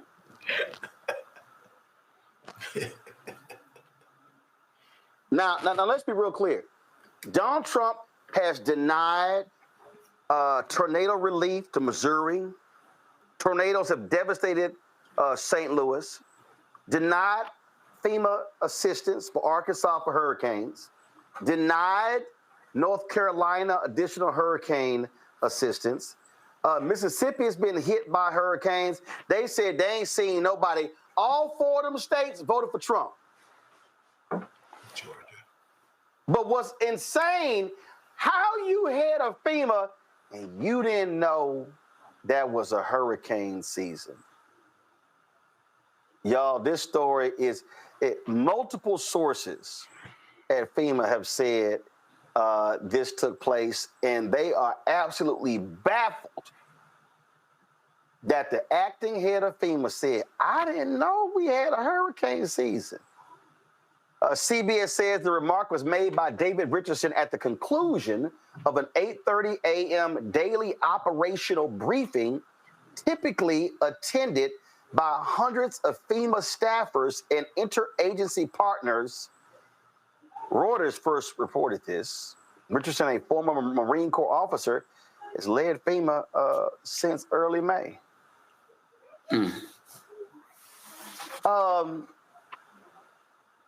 How your ass didn't know? Raven, go ahead. Yo, you got me laughing. I mean, it makes no sense. Just the level of incompetence is truly astounding. And honestly, Roland, what I'm thinking of right here is really just that all of their attacks against us are an admission about their own personal failings, right? They talk about DEI, didn't earn it. Y'all are getting positions that you don't deserve. And the whole head of FEMA doesn't know what hurricane season is. Like, y'all are really, really projecting heavy, and it shows. But on a real note, it's terrifying to have people this incompetent and positions of power that grand. But we also know these aren't the brightest tools in the shed. I mean, they deny climate change despite pretty much every single accredited and well-renowned and respected scientist saying that this is a reality that we have to confront, and we are getting to the point of no return. These are the same people who think that Jewish space lasers are causing climate disasters, or are blaming Democrats for somehow orchestrating climate disasters. So I wish I could say I was surprised, but really the bar is in hell at this point, and I think it'll stay there, if not go further down. On the Congo, I've got no words. Man, I'm just like, you got this. You add Kristi Noem not knowing what habeas corpus means, and she was a former governor before. I mean, this guy's an acting director because clearly he's an actor, right? I mean, he doesn't know the real roles. And this is crazy. We're entering hurricane season. Folks got to buckle up. A couple of weeks ago, when Candace was hosting for you, we did that story on St. Louis and how this could be, Black communities have been abandoned by what happened with the tornado over there. A lot of these networks aren't covering it. A lot of these, white sources aren't saying anything, but now their communities are about to start getting hit. I wonder if this story is going to surface then, because these guys, we're about to see their incompetence on full blast, whether it relates to the climate, whether it relates to law enforcement, so many different areas. And on top of this, Roland, you got guys coming in not knowing anything, and then they're pushing people out with expertise. I was listening to a story on the FBI today, and when I think about that tragic anti-Semitic attack in Colorado, we always have attacks like this happen, but now I find myself wondering more if things like this could have been prevented if we had more competent people. Because they're pushing out career people there. Folks ain't even waiting for their 20 years. They're pushing out women. And so we're talking about FEMA, whether we're talking about Homeland Security, whether we're talking about the FBI, it's incompetence with the leadership coming in. And then on top of that, it's them pushing out people with institutional knowledge and skills. And so it's disgusting, it's ignorant, it's incompetent, it's embarrassing. But unfortunately for too many of us, it's turning out to be deadly. Derek? Roland, when our sailors come into the Navy, the very first thing we educate them about is hurricane season, which started yesterday, June 1st, for the listening audience, right? June 1st, all the way through November.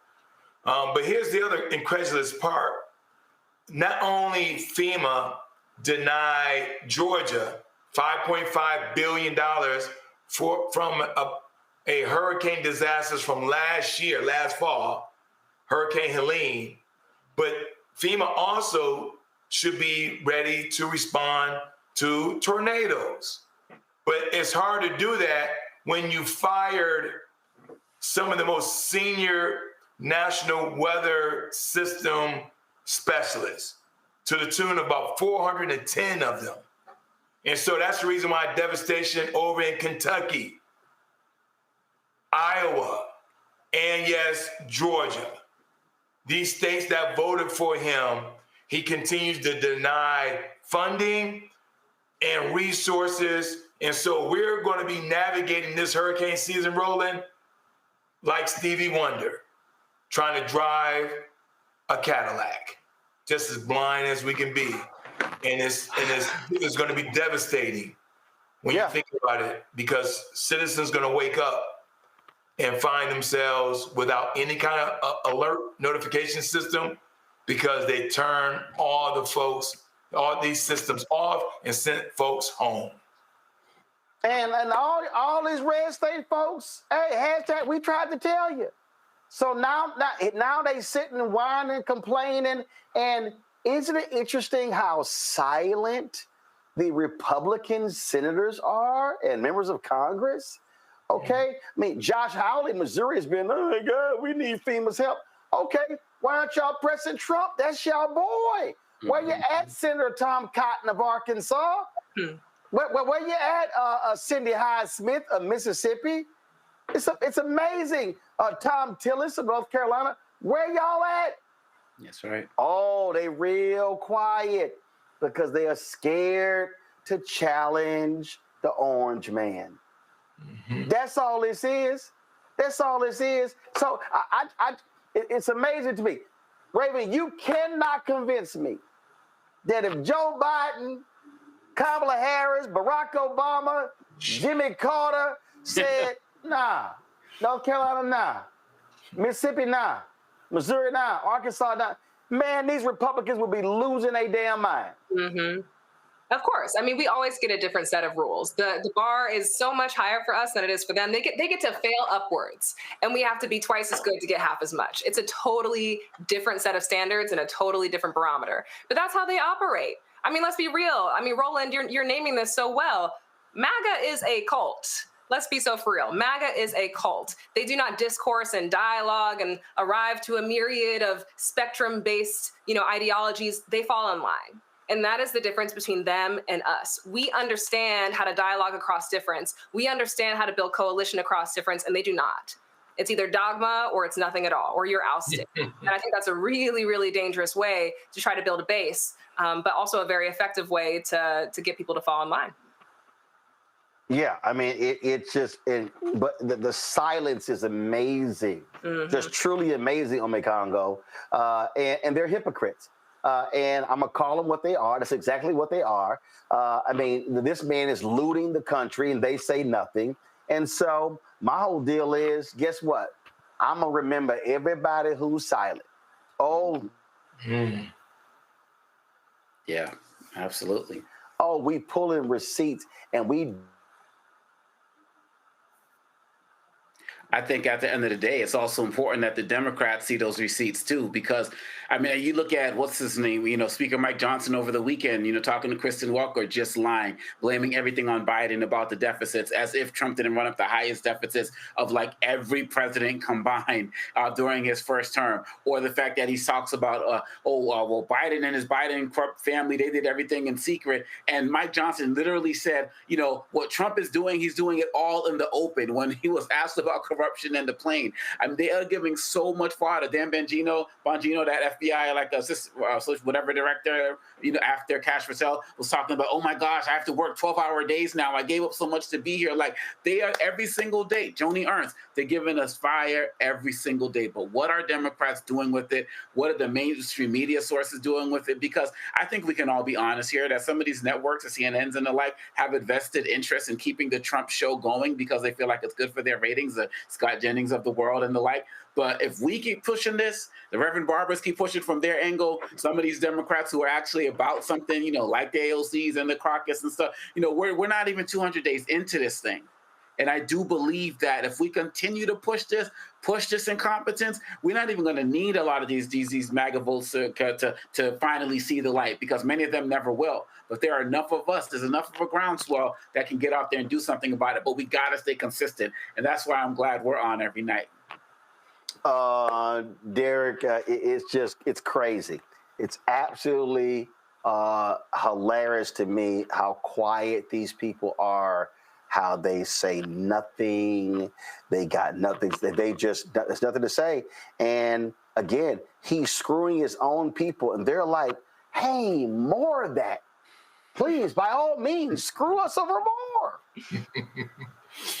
Yeah, Roland, here's the sad part. We shouldn't have to wait for pain to show up on our doorstep. We shouldn't have to wait for death to be in our family to respond. Yeah, someone asked me last week, we need to take our democracy back so we can go back. Well, this is the democracy that produced this two-tier system that we see live and well in living color, right? I don't want to go back to a democracy that's created this orange dude. I mean, he literally just continued to do things with the microphone on and the cameras rolling. I mean, where he said it was okay because he was able to negotiate these $1 million plates, Roland, because he was on his personal time. He was on his personal time. There's no personal time when you're in that role, Roland. Oh yeah, it's okay for him to charge $5 million for him to go play golf with other folks, because that's his leisure time. Now, I'm not a golfer. You are, Roland. What is that, 2 hours, 3 hours to go play 18 holes? And so I don't want to go back to that kind of democracy. I want to go to a democracy where folks look like Raven, Omokongo, you and me are in the driver's seat, where we are governors, mayors, county commissioners, school board superintendent, president, vice president, and then we can drive this country to where it really needs to be. Because every time we're in the position, we make sure that that high tide lifts all boats and move us in the right direction. And so my thought, Roland, is this. We got to have a strategy in place now and execute that strategy right now. So that way, Georgia, Alabama, North Carolina, South Carolina needs to be prepared for 2026. Because if we don't get it right now, then come 2030, they're going to really make sure that we will never have an opportunity with this system. And it's because if they get an opportunity to do those congressional districts in 2030, Roland, you think we're going to be able to vote where they already plan to take votes, congressional seats from North Carolina, Georgia, California, and New York. So we got to have a 2030 plan and execute it in 2025 so that way we can really stop all this madness. Yep, absolutely. All right, folks, going to a quick break. We come back more right here on Roland Martin Unfiltered on the Black Star Network. Back in a moment.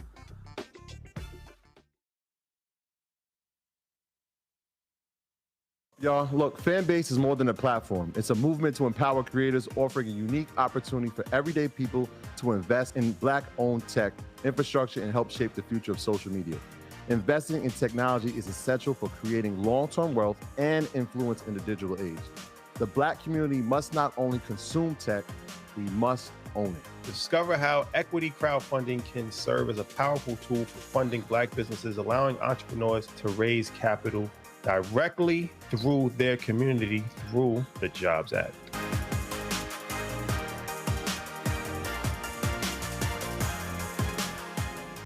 This week on the other side of change. Mass incarceration, Trump administration is doubling down on criminalization, and how it is profitable. And there's something really, really perverse about saying that we need to put people in cages in order for other people to have jobs. Like, that is not how our economy should be built. Only on the other side of change on the Black Star Network.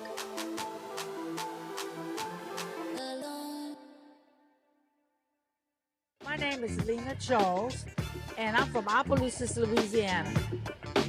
Yes, that is Zydeco capital of the world. My name is Margaret Chappelle. I'm from Dallas, Texas, representing the Urban Trivia Game. It's me, Sherry Shepard, and you know what you watch. Roland Martin on Unfiltered.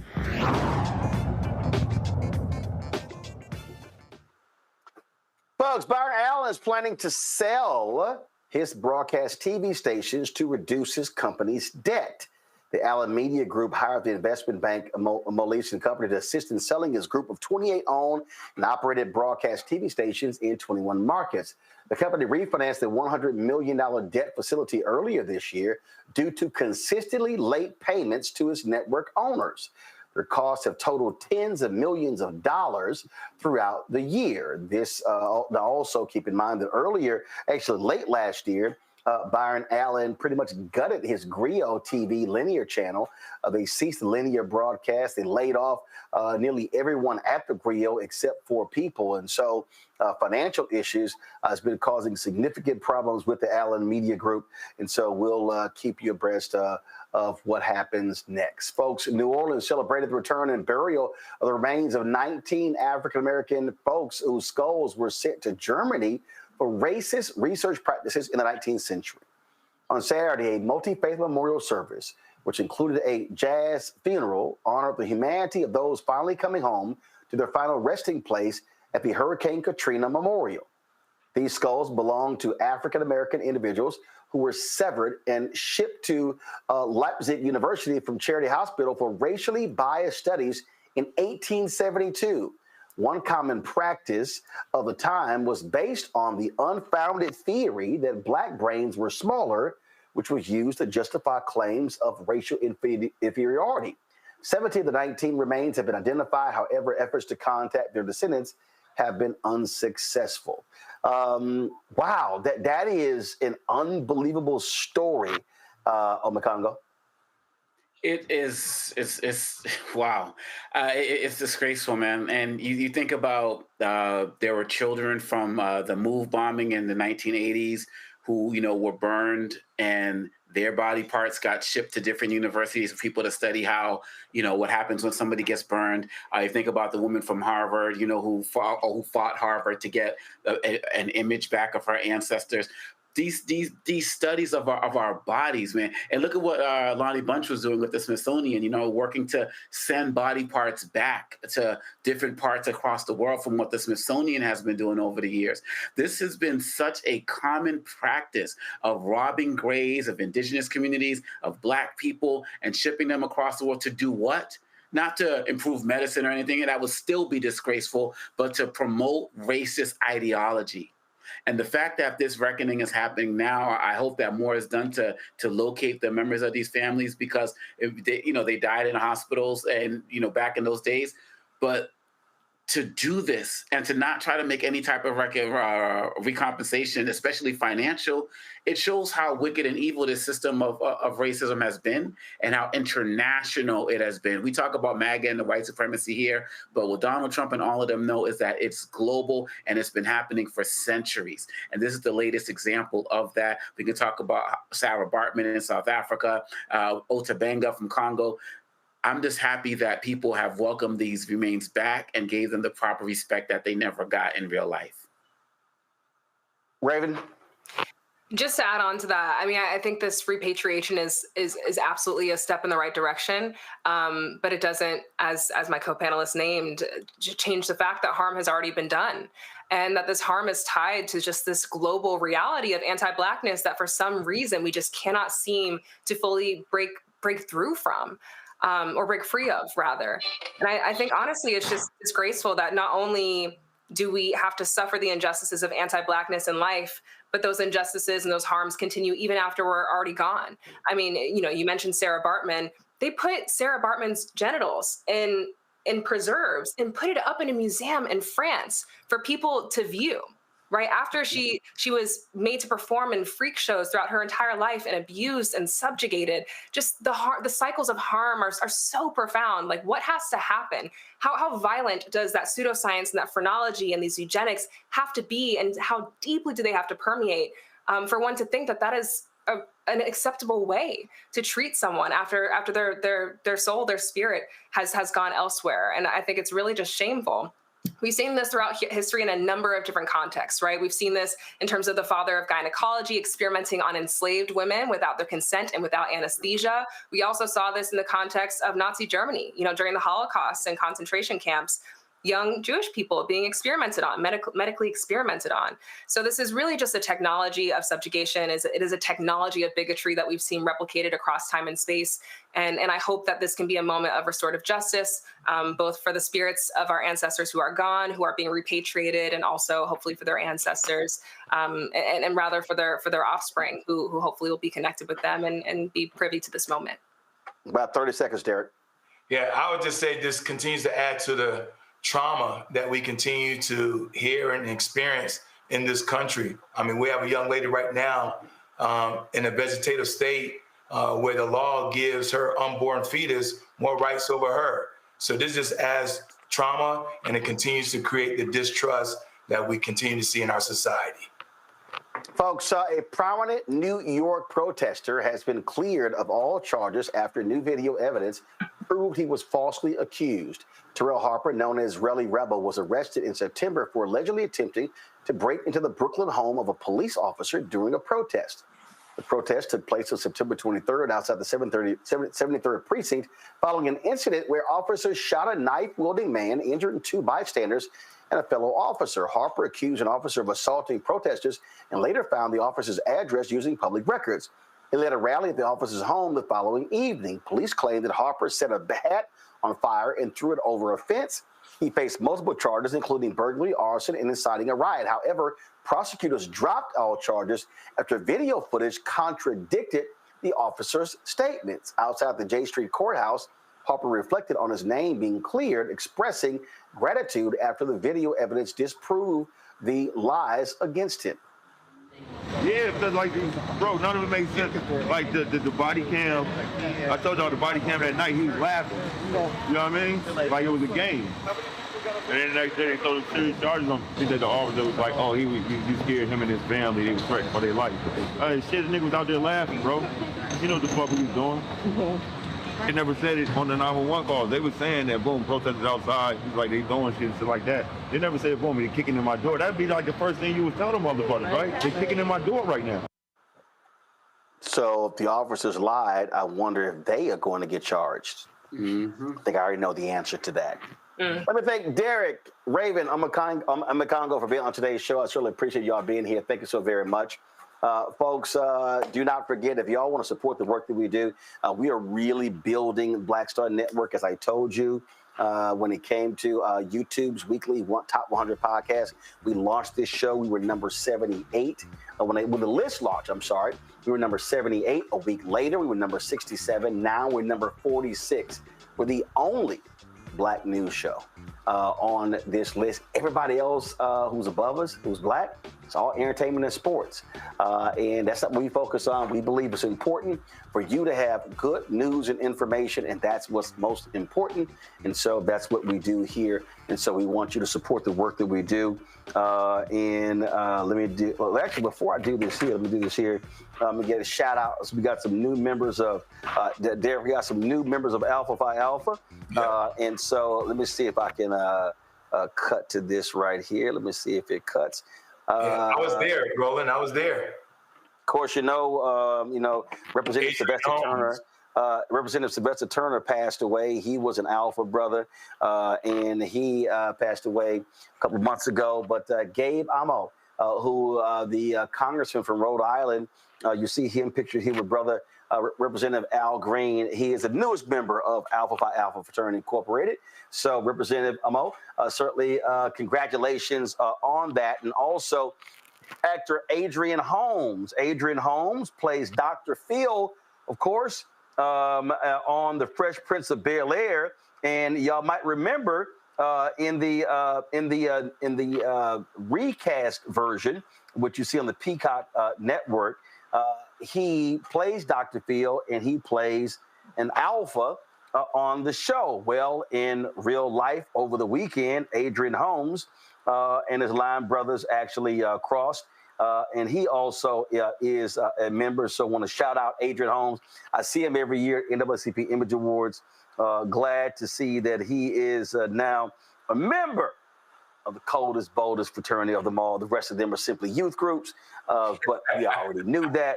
So let me. And he didn't want an honorary neither. He wanted to go through the process. Well, first of all, remember, we don't do honoraries. So other groups do, Sigmas. I know they do. I'm not sure. Like I say, some of the other ones out there, we know how they roll. But Alphas, we don't do honoraries. But I certainly want to shout out Adrian Holmes as well. I sent him a note. And I'm sure will be. And he's a big-time golfer, so I've already sent him where to get the appropriate alpha gear for the golf course. And so let me show that. Let me show a photo of Adrian. So this is him right here. Throwing the ice. So congratulations to brother Adrian Holmes as well, and all the other brothers who crossed. And so, and again, if you in another organization, y'all don't get shout outs because it's the Alpha Show. That's how we do it. All right, folks, that's it. If y'all want to continue to support the work that we do, join our Bring the Funk fan club. If you want to contribute via Cash App, please do so. Use a Stripe QR code. This is how you actually contribute. And of course, use Stripe QR code for Cash App. Check your money order. Make it payable to Roland Martin Unfiltered. Of course, P.O. Box 57196, Washington, D.C. 20037-0196. PayPal, R. Martin Unfiltered. Venmo's RM Unfiltered. Zelle, Roland at RolandSMartin.com. Roland at RolandMartinUnfiltered.com. Be sure, of course, download the Black Star Network app, Apple phone, Android phone, Apple TV, Android TV, Roku, Amazon Fire TV, Xbox One, Samsung Smart TV. Of course, if you want to get my book, White Fear, How the Browning of America is Making White Folks Lose Their Minds, available bookstores nationwide. You can do so, get it online. Also get the audio version I read on Audible. If you want to get our Roland Martin Unfiltered Black Star Network swag, please do so by going to rolandmartin.creator-spring.com. The QR code there as well. And if you have any issues with your order, go to click contact, send us an email, and send us the order number so we can follow up with that. Don't forget to also support us, our new marketplace where we feature Black-owned products. And of course, that's shopblackstarnetwork.com, shopblackstarnetwork.com. So check that out. And if you want to be able to download our audio podcast, do so through the iHeartRadio Podcast Network. And of course, we're on all podcast platforms, Apple Music, Spotify, you name it, we're on all of them. So check us out. And of course, be sure to get the app Fanbase, and want you to support Fanbase. If you want to invest in the Fanbase, go to startengine.com/Fanbase. Folks, that's it for me. Let's take you right over to Truth Talks live on the Black Star Network. Holla! Black Star Network is here. Oh, no punch! I'm real revolutionary right now. Thank you for being the voice of Black America. All momentum we have now, we have to keep this going. The video looks phenomenal. See, this difference between Black Star Network and Black-owned media and something like CNN. You can't be Black-owned media and be scared. It's time to be smart. Bring your eyeballs home. You dig?